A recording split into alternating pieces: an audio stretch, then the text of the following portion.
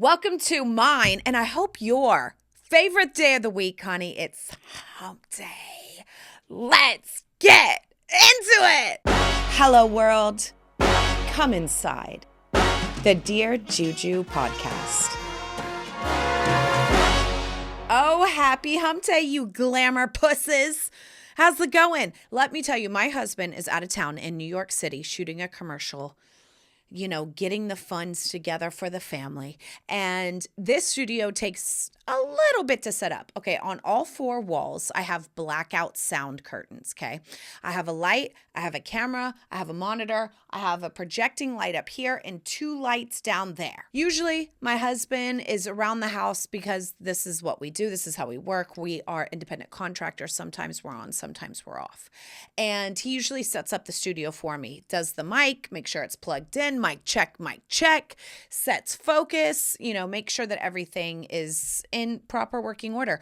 Now, little known fact, one of my first jobs behind the camera was actually running the camera for a show called Total Blackout. Do you remember that TV show? It was called Total Blackout, where they put people in this black room, but then afterwards they would do these OTF, which is called on the fly interviews. And I was the camera woman. I would set the focus. I would make sure the frame's right. I would make sure that the whole settings on the camera were correct and matched the other, because there was two interview rooms at the same time. So we had to be the exact same and then record.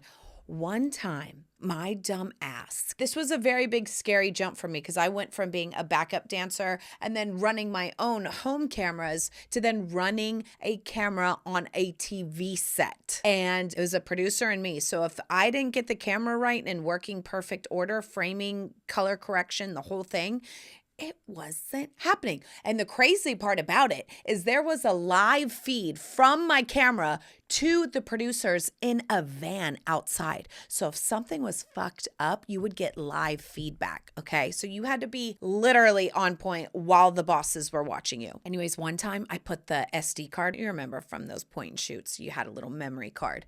One time I put it in upside down because I was so nervous on my first day. And the producer, this was the sign of a good leader. He did not throw me under the bus. He took the fall for me because he had been there for 3 or 4 years and was like, I tried to help her and I put it in wrong.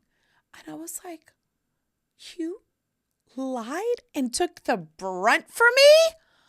See, not all Hollywood is bad. Anyways, but I'd like to tell you that he's in New York. And so I set this shit up myself, okay? And I can do it. It's just easier if someone else does it for me while I'm beating the fache. But yeah, I done just set this up. And this is my first time setting it up myself.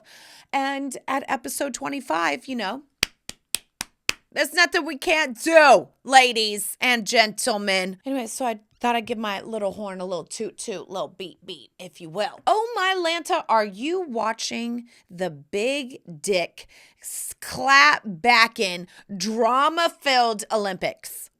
Now, why did I say big dick? Have you seen this? It's going viral. There was a big dick pole vaulter. And as he's going over, literally the world's worst cock block, I got all the puns. It literally hits the bar and his balls and his junk he's from France, by the way. So his wee. Okay. Oh, poor wee wee.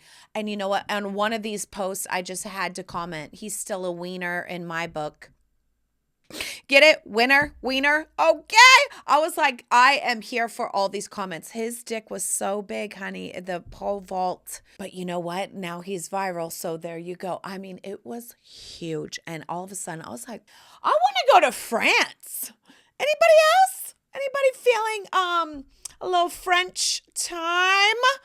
Oh my God, that was one of the funniest things. And then how about our girls? Our gymnasts? Simone Biles is a legend, all amazing, and her clap back was fierce, honey. Talentless, lazy Olympic champions. And that's how you shut them haters all the way up. I've been enjoying the Olympics so much. I was doing slip and slides this weekend and, honey, pretending like I was going for the gold, because that's how inspired I am. I'm working out a little different, pretending that I'm an Olympic champion.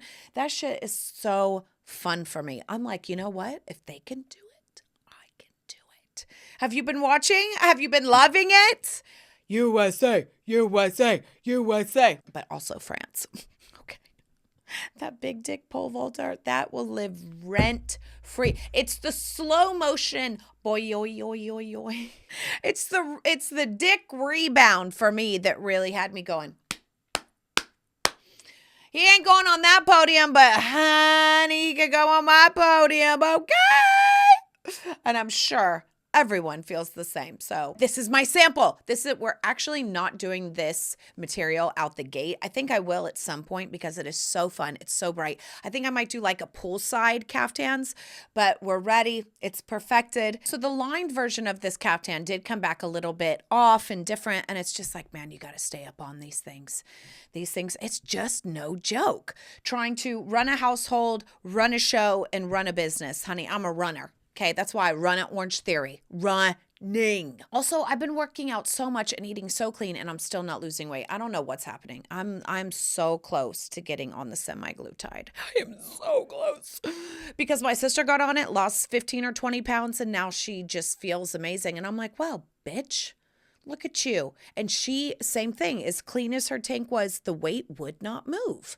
And I'm like, shit, should I do it? Go to YouTube and look up Dr. Mark Hyman with Tyna Moore, Tyna Moore. And the video is called The Shocking Truth About Ozempic and the Effects It Has on the Body, with Callie Means and Tyna Moore. Now, Tyna Moore, what she talks about is how GLP is made in the gut and the brain, how if it's on very small doses and if you microdose it, it actually can have good effects to cholesterol, blood sugar. It can actually seen in rats, repair heart tissue. So you can't throw the baby out with the bathwater with this drug, right? So it's very interesting to me. With the toxic soup that we live in with our food and the environment. And if you want to move the weight, I've been trying to lose the same 15 to 20 pounds since I had my babies, and it won't budge. And I don't know why. So I don't know. I'm thinking about it. If I do, of course, I'll let you know. But are you thinking about it? Do you do it? Have you done it? What's the effects? Okay? I want to know. Let me talk to me in the comments. I want to hear from you. That's all I got for you in Juju's Dreamland from behind the apron. But, my God, I made a pasta. Gotta tell you about it. Okay, I did cook. Okay, I do have a cheat day once a week because otherwise I gotta live my life. Anyways, let's get into some domestic goddessness, shall we? Okay, cooking. Do you follow the pasta queen? I feel like I was supposed to be her. I feel like together we are the same a little bit. Different, very different. But also there is a Venn diagram of overlapping. She has the red nails. She has the Italian. She's actually from Italy. But she focuses mainly on Italian dishes. And she is beautiful and vibrant. And I absolutely love her. And she came up during the pandemic. Now, I've been dying for a lemon ricotta pasta. And I'm like, I'm going to make this on one of my cheat days. So one of my old friends came over. I was like, what do you want? Do you want a big lunch? Yes, let's do a big lunch. And I said, let me do a lemon ricotta pasta.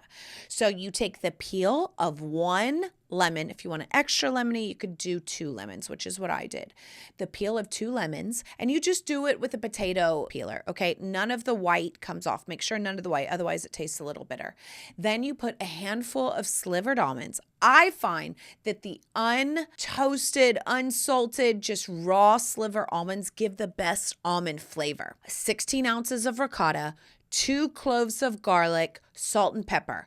Blitz that up. Then I added a little bit of the warm pasta water to that to make sure it released all its juices. And that's it. I got bucatini. And here's the thing. If you have a local Italian restaurant, the reason why Italians can eat pasta all the time and not be as obese as Americans is because our pasta is flash dried. The gluten ends up being really weird. You want a bronze dried pasta. Okay, this is really important for how the gluten processes in your body. So here we have a local Italian place and I was like, let me go get some imported bronze dried pasta. So I got bronze dried bucatini, lemon, almond, ricotta, garlic, salt, pepper, pasta water, bam. Then I topped it with a little chili flakes and basil.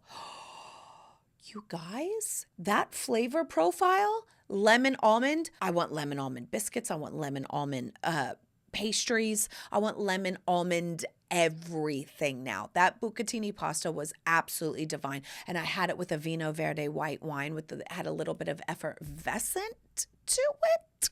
It was minerally. It cut through the ricotta. It paired with the lemon. So lovely. So if you're looking for a summer pasta this weekend, do it. You will not regret it, and serve it with a white wine. That's just divine, honey. Cocktails. Did I talk about a Pimm's cup? I think I talked about a Pimm's cup a few times ago, but I'm bringing it back because you didn't listen and you didn't have a Pimm's cup, okay? You gotta have a Pimm's cup. I also made that this weekend, and my friend and I were like, holy crap, that's going down too easy. So it's an ounce of Pimm's, an ounce of gin, then it's half an ounce of lemon juice, half an ounce of simple syrup with a little sparkling water or a little sparkling soda float. I served it with a grapefruit slice, and it is the perfect spiked iced tea for summer. While your kids are outside slipping and sliding, you just get you a little Pimm's cup. I need to make it on the show. I'm coming back. Oh, and by the way, I said I was taking a break from social media. I'm actually in like my 3rd week of a break.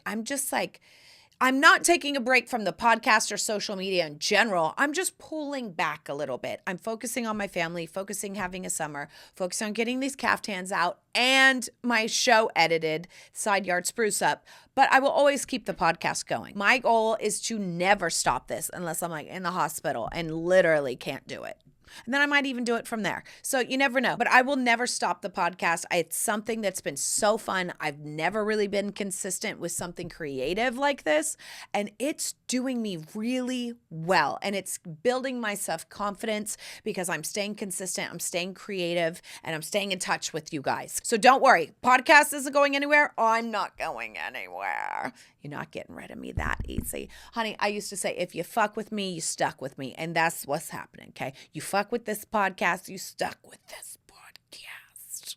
So I just wanted to clear that up. So while you're watching your children on a Friday or a Saturday or just your husband mowing the lawn or whatever, make a little Pimm's cup. Get a Pimm's. You will not regret it. I know I said it before. I had to bring it back because I had it this weekend and it was absolutely divine. Divine. Design. Okay, one of the trends that's been big for a while is curves replacing straight lines. Have you seen this? I'm sure you have if you go to CB2 or even Target was doing this. Like the chairs that used to be boxy and kind of the club chairs are now having these rounded edges. The poofs are round. Even the couches are becoming round and kind of like a not modular, but more mod is what I want to say. Are you into the roundness trend? I think sometimes it's nice, maybe a little accent of rounds, but I'm a square girl. I got a square jaw. I got a square ring. Like I like square, sharp edges, but then I like to juxtapose it with round elements, right?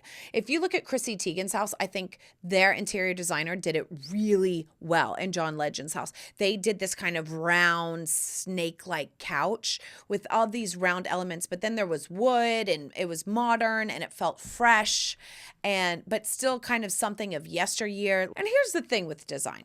I'm a maximalist and I love maximalism. That's my vibe. But a lot of people aren't maximalists. Just because it's not my design aesthetic doesn't mean that I don't like it. Like my next door neighbor does Danish modern, mid-century modern, and I love it. It's not for me, but it's still good design and high design because I know what that style is, right? So I don't know if you remember Studio H, by the way, I got gifted their marble vase. They call it a vessel. And that has really elevated my home, bringing and sprinkling in those kind of mod and modern elements. So just because it's not your design aesthetic, this is why I love eclectic, because an eclectic anything goes, honey. Bring me a chinoiserie, bring me some mod, bring me a Danish modern, bring me neoclassical. It all works because it all goes together and then ends up being something just lovely. But that was definitely something with the round curvature that added a really nice elevated element to my living room now. And so don't count it out. If you see something, sometimes everything that we lean to tends to be the same and gets us to the same place. So maybe lean towards something that's a little uncomfortable and then it'll get you to a new place and kind of freshen it up, right? So go watch their ID and let me know what you think. All right, now it's time for some Q&A with some TNA, baby. Bang! Dear Juju, I'm hosting a dinner party for my husband's work colleagues, and I really want to know what to make. Nice. We are on a little bit of a budget, but I want it to seem glamorous and over the top without breaking the bank. What do you suggest I serve? Love this. I can get you in and out for under $100. First of all, you have to go to Trader Joe's. Period. The end. Paragraph. Secondly, they have a shawarma chicken thighs that's pre-marinated that is, like, I eat it almost all the time when I'm just like, give me chicken and salad. I throw that in the air fryer. Bam. It is so good. Almost 2 pounds is $12. So if you're feeding 4 to 6 people, I would say get you 2 or 3 of those, right? So you're at around $35 for your meat. That's your big star of the show. Here's the thing with a Moroccan or a Mediterranean style cuisine is it's a lot of fun. You can get olives, marinated olives. I think they're $3 to like put down at the table. You can get hummus. You can get tabbouleh. You can get tzatziki. All of these are great sides. Now for the salad, I would do like a fattoush salad. I would do Persian cucumbers, tomatoes, red onion, break up some feta, put some nuts in there, put some dill in there, right? That'll probably cost you another $20 plus dips. We're at $70 now. I would do rice, pita. We got to think about how we're going to fill them up. Maybe potatoes. Make a garlicky, lemony potato as well that you can serve the tzatziki on. Make sure you got a lot of tzatziki because it's good with the chicken. It's good with the potatoes. It's good with the pita. How you make rice really well that's semi-homemade is you get the frozen one from Trader Joe's. And I would, for that many people, I would use the whole box. There's 3 little packages in there. I would do all 3 packages, maybe even one more, and butter. It's microwavable. Take it out of the plastics because we don't want no microplastics. You steam it in the microwave, you put some butter on it, and then this is the key, is fresh dill or fresh parsley. Cut that up and toss it in there. Then it looks like you have some herbed rice, herbed and butter rice that's frozen, but they don't know. And make sure you add salt too. That's really important. I would do dill personally, or do both, dill and parsley. It'll be lovely with butter and salt. Get pita from Trader Joe's as well, and then grill it. That's also going to make it feel everything you have to do. You can't just like take it out and serve it. You gotta doctor it up. So I would take a grill or a griddle, put some butter on that, put a weight on it, and I would griddle the pita so it feels really nice. Oh, and falafel. They have frozen falafel at Trader Joe's as well. You will definitely be under $100 with all of these things, and then it'll be really fun to sit down with. So then I would get a tablecloth that has a fun Moroccan vibe, like pinks and deep reds would be really fun. Then do short flowers. That's something I'm big on with Tablescape. People do these huge flowers, and then you're like this, hi, how's your husband? It's so dumb, but you can't see around things. It's too big. Always do below the chin height flowers. That's mandatory for my Tablescape. You can do the tall candelabras because you can see around people, but keep the flowers under chin height so you can have eye line and talk to people because that's the best part of having a dinner party. And then serve everything in the center. Let the spread be a part of the Tablescape. That's something that's really fun. So people are pulling for pita, they're pulling for salad, they're pulling for dips. Hey, pass me that. Oh, and how's that going, right? So it's something that it's reachy, it's fun, it's involved. Please take a picture. Let me know how it goes. Let me know if you came in under budget. I don't know if the wine can get you there, but Trader Joe's has such good wine. The Epicuro red that's there is amazing. The Gruner Vet Lunar that's there, the Vino Verde that's a little sparkling, that's white is really good. They have great $9 Prosecco. So you can definitely still get in for maybe 125, definitely 150 for 4 to 6 people, and it'll look like a feast and you will be the goddess. Let me know how it goes. That was a good one. Dear Juju, feeling off.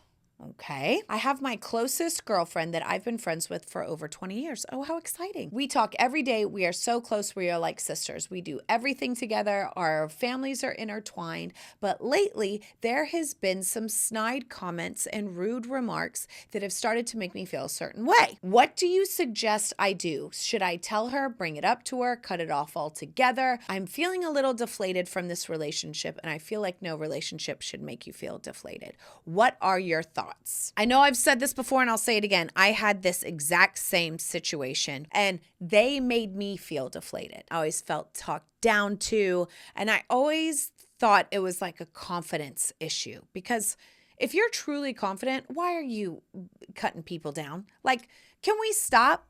No more projecting. If you're projecting, I actually had it happen this weekend. One of my girlfriends that I've started becoming close with, she started projecting on me about social media, and she was like pointing the finger. And I was like, wow, you seem really triggered by this conversation. I just put it right back on her.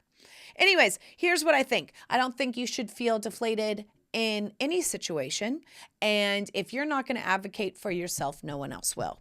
Period. The end. Paragraph. So first of all, set a lunch. Hey, I really need to talk to you about something. Do you think we could go to lunch and discuss? That gets them a little nervous. What does she want to talk about? Oh my God, wow. This, and then they're getting ready. I wonder what it could be, right? Put her a little on the we need to talk vibe, okay? Get them a little feeling uncomfortable, because that's how you know they're going to listen. And then they sit down and say, hey, there's been a lot of comments in general that have been not kind that I wouldn't say to you. There has been just a feeling every time I leave you where I'm feeling less and less and less like we're family, like we're friends, like we're advocating for each other, and I'm feeling deflated. Tell them what you're feeling. That's always the most important. Is if you say I feel, then you can't be wrong. Because if you say you said, and this is how you acted, they can go, no, that's not what I meant. It's not about them. It's about you. Keep your side of the street clean and say, I really want our friendship to keep growing and to keep being something that's positive, a safe space that's uplifting. And I really just want to make sure that even though we're very close, we watch how we talk to each other. I would really appreciate that. Do you think that that's something that you can do? And I would straight ask them, because if my younger self would have asked my friends that were doing that to me, that's what I would have said. And that's how I would show up now. And that's how I would stand up for myself. Because the thing is you got to give them a chance, right? Like if they don't know, or maybe they are projecting, and that's the sign of a good relationship. My sister and I kind of get into this kind of field where we're so close that we're kind of spouting anything. And I tell her, that made me feel a certain way. And she said, you know what? You're right. You're right. I was doing this or that. I'm sorry. I'll watch it.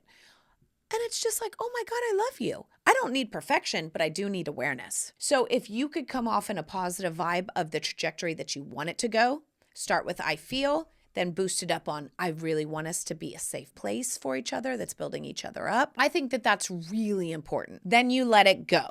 You can lead a horse to water, but you can't make him drink. I saw a meme that said people who care about you care about the way they make you feel. That's genuine. So if they are of good character and if they are good moral fiber, they will care how they make you feel. They will care how your relationship is going, and they will step up to the plate. I mean, my husband and I have even had this a few times where I've had to tell him about 2 or 3 times, twice, maybe 3 times. In our relationship, we've had really big coming God moments where I'm like, you better check yourself before you wreck yourself.